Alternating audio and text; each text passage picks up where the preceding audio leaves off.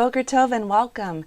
Today we're going to discuss the most important thing that you can teach your children. If you get this one, you've nailed it. This is the one you've got to cling to.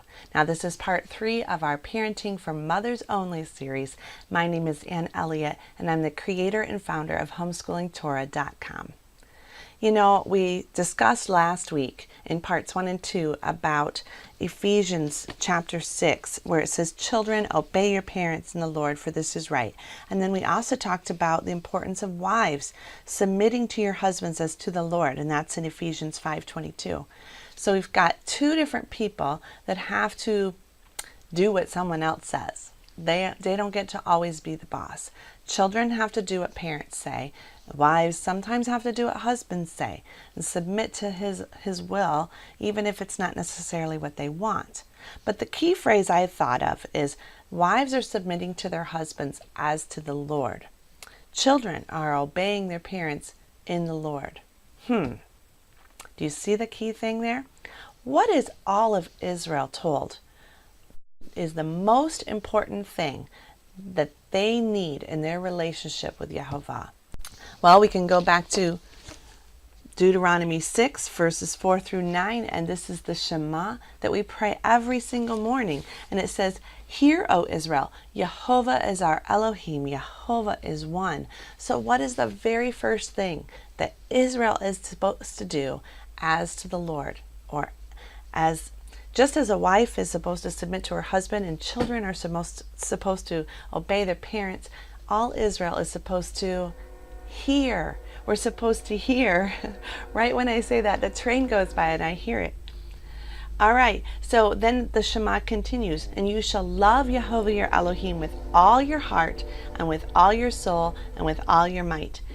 And these words which I command you this day shall be upon your heart, and you shall teach them diligently to your children, and you shall talk of them when you sit in the house, and when you walk by the way, and when you lie down, and when you rise up."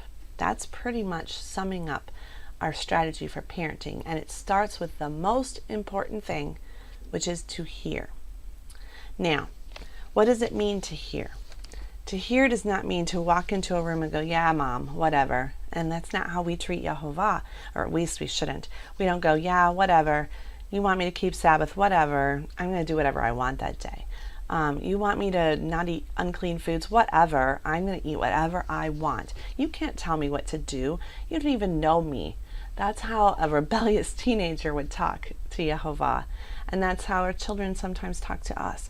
We're supposed to start with our relationship with him and hearing him. To hear is to receive it with understanding and to act upon it and to do it. It's to focus all of your attention on something and to be diligent about it.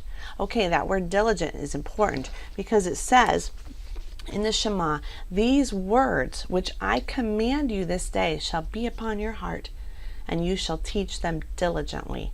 Now I want you to notice some things about his words, because the only way we can communicate to our children is through our words, and they're to hear our words.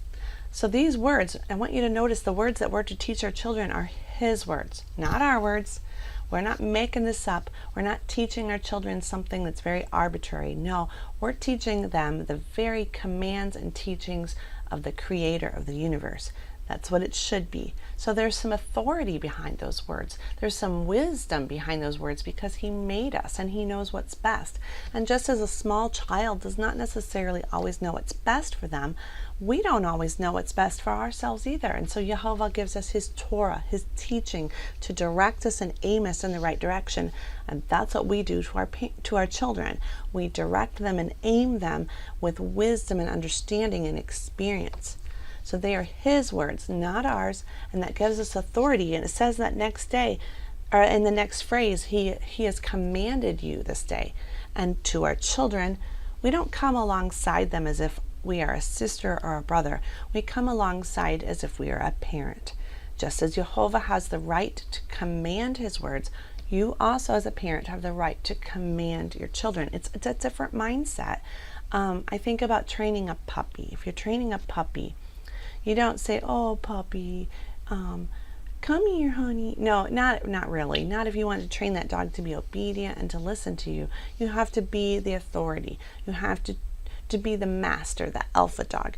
And then with your children, you have to command the words. You have to, and it's not really any different in the words, but it's a different mindset. And if you can just put on that mindset when you wake up in the morning that, you know what, I am to command these words just as Yahovah commanded his words to me.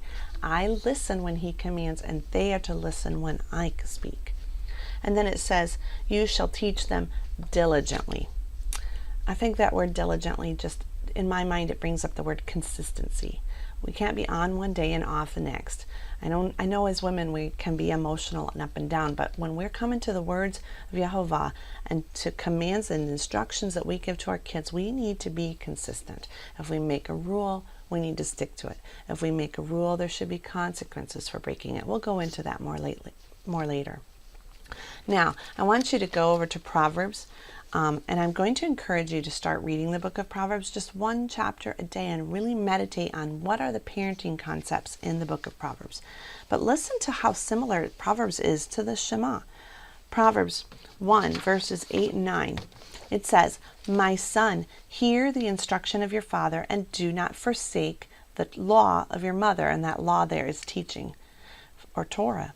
For they will be a graceful ornament on your head and chains about your neck. Just like the Shema says that we are to bind them for a sign on our hand and put them as a headband on our forehead. The words of our parents are to be graceful ornaments on our heads and chains about our neck. You see, it's exactly the same thing. Proverbs 3, 1 through 3 says, my son, do not forget my law, but let your heart keep or guard my commands. For length of days and long life and peace they will add to you. Let not mercy and truth forsake you. Bind them around your neck, write them on the tablet of your heart. So do you see how important these words are? I have a necklace on today, and I just wanted to show you two things about my outfit today. I know if you've been watching me for a while, you'll notice a few things. But I get up before anyone else in the family to make these morning videos for you. And so I get my clothes out the night before, and I prepare everything in my room, and it's dark in the morning when I get up, and I don't want to wake up my husband, and I don't want to wake up the dog. So I usually have a necklace chosen and a head covering, and I try to have everything all matchy-matchy.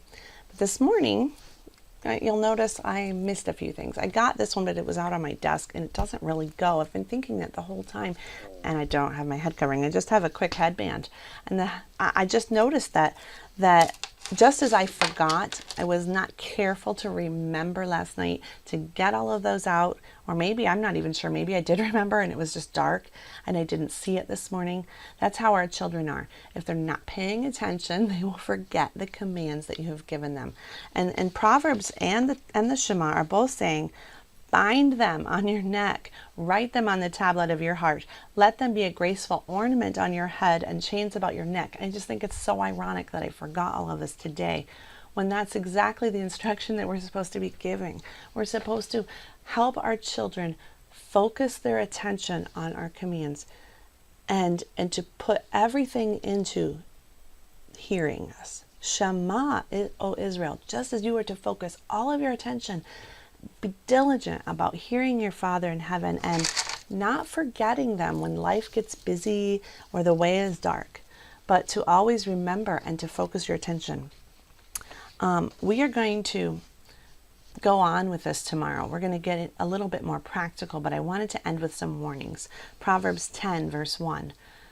This is the Proverbs of Solomon. A wise son makes a glad father, but a foolish son is the grief of his mother. Do you hear that, mothers? The wise in heart will receive commands. This is verse 8. But a prating fool will fall. So what is the difference between what helps your children succeed in life and what helps them not? It's whether they receive commands and if they're wise or if they're foolish. In verse 17 it says, he who keeps instruction or guards instruction is in the way of life, but he who refuses correction goes astray. Now, don't worry. If your kids aren't perfect, I've got hope for you. We're going to talk about this some more tomorrow. And if you have some verses that you know of that talk about hearing and receiving and paying attention, would you help me out? Would you stick them down in the comments for other moms to come alongside and read? And then all of you do that. We're going to get a big host of verses down there in the comments. And then tomorrow we're going to talk about better early than late. Okay, that's our topic tomorrow. How to start early and what to do if you didn't. All right, thanks for joining me. We'll see you then.